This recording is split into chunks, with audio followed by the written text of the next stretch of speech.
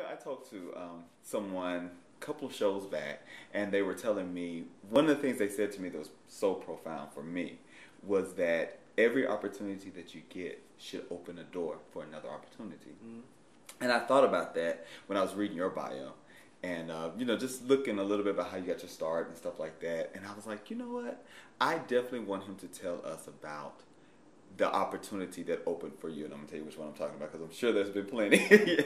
But because some people would say your gift will make room for you, mm-hmm. and in my case, I like to say that opportunity should find you busy, mm-hmm. meaning that you should be out there doing it. And because most of the time, that's when your opportunities come, when you're out doing it, not when you're just talking about it. Yeah. When you're doing it, then people see you, or just the universe or God or whoever brings that to you. Yeah. So I want you to share with us about the you in Manhattan jam session, 4:00 in the morning. Oh yeah. And when opportunity found you busy. Yeah. Well, I'm a firm believer that talking about stuff and doing stuff are two different things. Mm-hmm. And that's why a lot of stuff never gets done. People just talk about, stuff, and nobody really ever wants to put the work in for it. Mm-hmm. But yeah,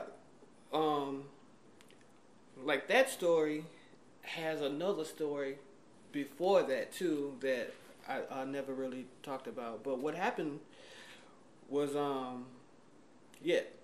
the short of it is that I was at a jam session in New York at the Blue Note. It was about 4 in the morning. Mm-hmm. It might have been 3 people in the club, but I was in New York because I was invited to play with somebody, and I was just excited to be in New York. I didn't care if it was 6 in the morning. I wanted to be out in New York, trying to be at a jam session, trying to play. In the Blue Note, the Blue Note was a Blue Note. So being in the Blue Note, there's 3 people there. One of them just happened to be an assistant for Wynton Marsalis. Mm-hmm. And he heard me play, and I didn't even think anything of it, man. I didn't think anything. Did you know he was there, or I knew he was there, but I didn't really know who he was. Okay. But the backstory to that, even before I finished that, is that in St. Louis, where I was still living at the time, I was called to play a gig at a club called Cicero's in St. Louis, and I didn't want to do it. Mm-hmm. I didn't want to do it. It was far away from where I lived, and the money wasn't gonna be nothing. But I've always lived by the creed that there's nothing too big or too small. Mm-hmm. So if you don't got nothing to do, go do it. If somebody calls you to go do something and you don't have anything to do, go do it. And I've always lived by that. So I went and did it, and man, I'm playing.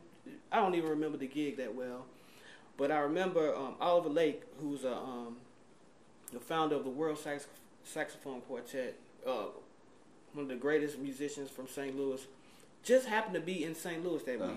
And he was just hanging out listening to some music. He was in town for some kind of family thing. But he heard me play, and he invited me to, after the gig, he came up to me and he invited me, and he asked me, he said, well, man, I have this thing in Brooklyn. Mm-hmm. Would you be interested in doing it? And I was like, yeah, of course I could do it. It's Brooklyn. But mm-hmm. See, my country there's a Brooklyn, Illinois, which is about 2 miles from East St. Louis, which is like the red light district. I'm like, man, I'll be here. Of course I could do it. Brooklyn, of course. Not even, man, Brooklyn, New York wasn't even in my thinking at all. So when he finally called me about it, I was like, Brooklyn, New York. I was like, oh my God, I'm going to New York. But anyway, so that's how I got to go to New York on a gig that I didn't even really want to do.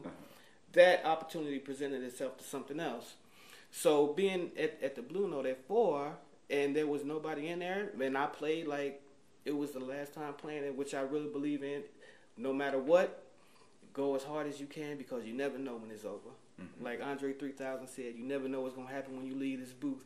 You never know. Walk out the door, anything can happen. Mm-hmm. So long story short, about a week after that, I get a call from him, Dennis, and he said that that Wynton wanted to invite me to New York to be a part of this thing that nobody really knew what it was. Mm-hmm. It was something new.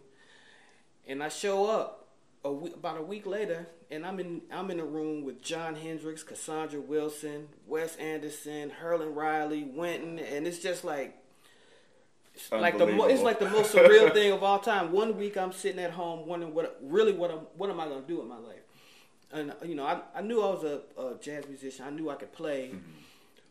But you know those opportunities weren't presenting themselves in St. Louis, and I would watch all of the you know people that I knew like Joshua Redman and Delphio Marsalis, and I would see Roy Hargrove. I would see their records come out, and I would see them, you know, in the magazines and Downbeat and Jazz Is, and go to the record store and they have records in there, and it's just like, man, what a, you know. Mm-hmm. And then that opportunity presented itself. And then next thing I know, I was in New York and I was one of the cats. I was one of them.